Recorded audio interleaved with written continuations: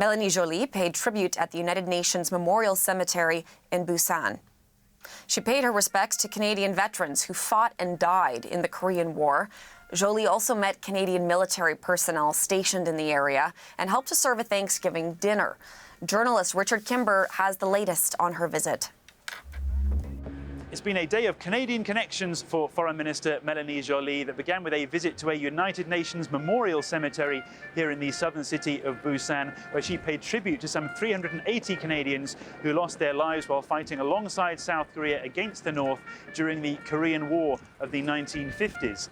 Their hope of a peaceful and stable Korean peninsula continues and lives on. She then came aboard the Canadian patrol frigate behind me, the HMCS Vancouver, to review its operations. It's currently stationed here in Busan as part of efforts to enforce United Nations security sanctions against Pyongyang by monitoring the transfer at sea of commodities such as fuel, which violate those sanctions. While aboard, though, she also took the opportunity to take part in a naval tradition whereby the highest-ranking officer on board serves Canadian Thanksgiving lunch to the rest of the 240 crew members, many of whom were delighted that she was the one handing over their food. We have the minister visiting us, and it's an honor actually to have her on board. Having this celebration is having a little bit of at home on ship, and it feels pretty good.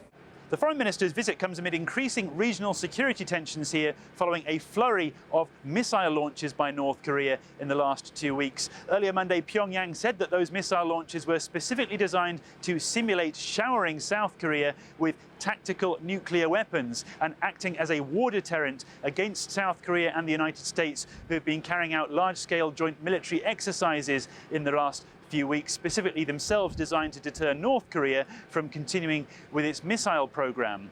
Mélanie Joly has condemned those missile launches, as have the United States, South Korea and Japan, but there is still no clear roadmap, analysts say, to find a means for dialogue with Pyongyang or for a means to denuclearize North Korea, leading to continued uncertainty ultimately about the security of the Korean peninsula and regional security across Asia. And that's one of the major goals from this trip by Foreign Minister Joly, to try and establish better communication with South Korea and Japan as to how the United States, Canada and its allies can start to hope to achieve that.